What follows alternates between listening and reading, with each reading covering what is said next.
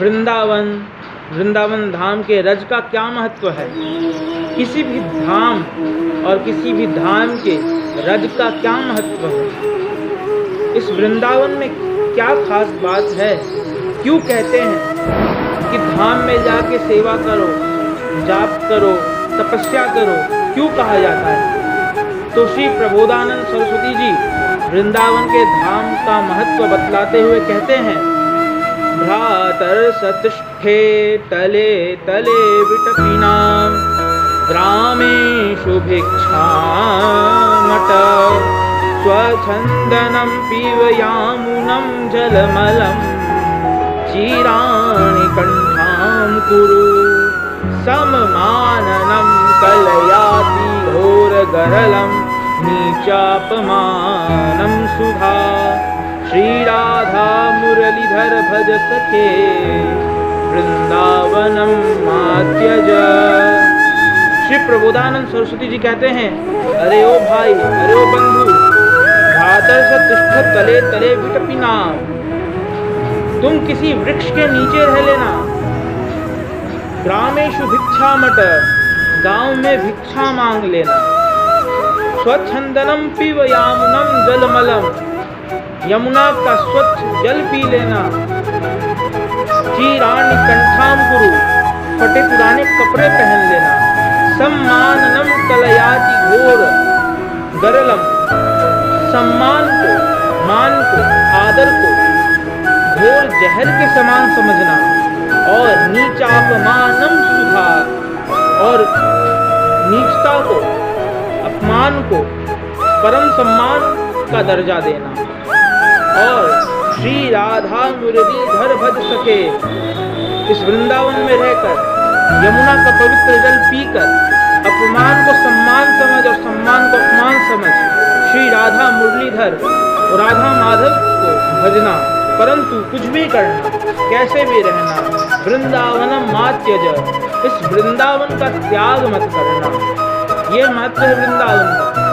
इसलिए कहा गया वृंदावन सो वन नहीं, नंदगांव सो गांव, बंसी वट सो वट नहीं, ते कृष्ण नाम सो नाम। ये वृंदावन सा वन नहीं, तीर्थों में भी परम श्रेष्ठ वृंदावन है।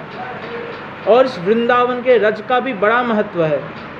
एक सच्ची घटना का प्रसंग है कि 250 वर्ष पूर्व एक बादशाह था, उसका एक खास मुंशी था जो कि श्रेष्ठ कवि हुए।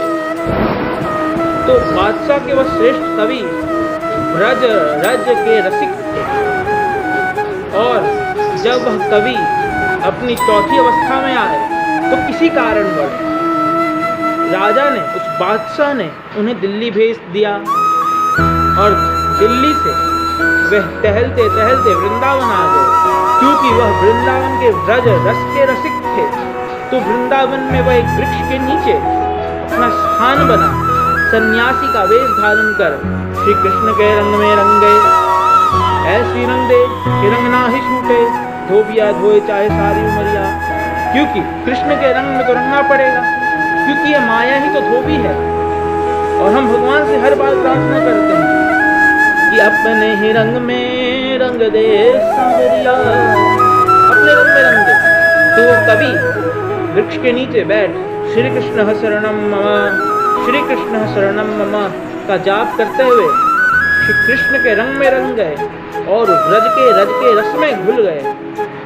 एक दिन क्या हुआ, कुछ दिन पश्चात एक मुगल शासक ने इस भारत पे हमला किया और लोगों को मार के धर्म परिवर्तन करा के अति भयानक दृश्य को उत्पन्न करने लगा।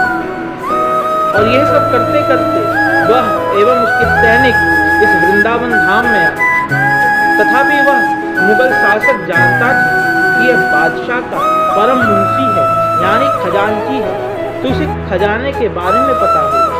परंतु इसे कौन समझाए कि जर यानी दौलत का उल्टा रज होता है। वह उस कवि के पास आते हैं और उसके सैनिक 3 शब्द कहते हैं, जर जर जर, यानी हमें पैसा दो, हमें खजाने के बारे में बताओ। तो उसके सैनिक उस परम रसिक कवि से कहते हैं जर जर जर। तो वह कवि, वह रसिक, वह संत भी मुस्कुरा के कहते हैं रज रज रज। यानी वह सैनिक, वह कवि, वह रसिक कहना चाहते हैं कि जो तेरे लिए जर है वह मेरे लिए मिट्टी है, और जो यह मिट्टी है यही असली संपत्ति है। जो तेरे लिए जड़ है वो असली में रज है, और जो ये रज है वही असली में जड़ है। तो सैनिक कहे जर जर जर, और उस कवि ने, उस रसिक ने कहा रज रज रज, और मुट्ठी भर वृंदावन की मिट्टी उठाई और उन सैनिकों पे फेंक दिया।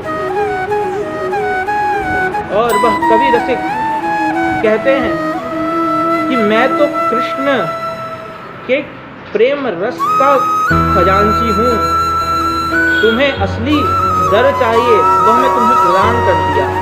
हे मुगल शासकों, यही असली जर है, जड़ जोड़ू जमीन, यही असली जर है। तो उन सैनिकों को बड़ा गुस्सा आया। वह सोचे कि यह कवि, यह मुंशी हमसे विनोद कर रहे हैं, और उन मुगल शासकों ने उस कवि के दाएं हाथ को काट दिया। वह कवि मुस्कुराते हुए कहते हैं कि अब मैं भगवान के धाम में, इस भगवान के रज में विलीन हो जाऊं। और वह आखिरी संदेश कहते हैं मैं इस ब्रज रज पर कुर्बान। तो ये ब्रज रज का महत्व है। एक बार श्री राम और श्री लक्ष्मण जी वनवास के दौरान वन से गुजर रहे थे। तो एक स्थान पर जब लक्ष्मण जी आए और विश्राम करने लगे श्री राम के साथ, तो लक्ष्मण जी में क्रोध और अलग अलग भाव उत्पन्न होने लगे कि मैं क्यों श्री राम के साथ वन में पीछे पीछे जा रहा हूँ।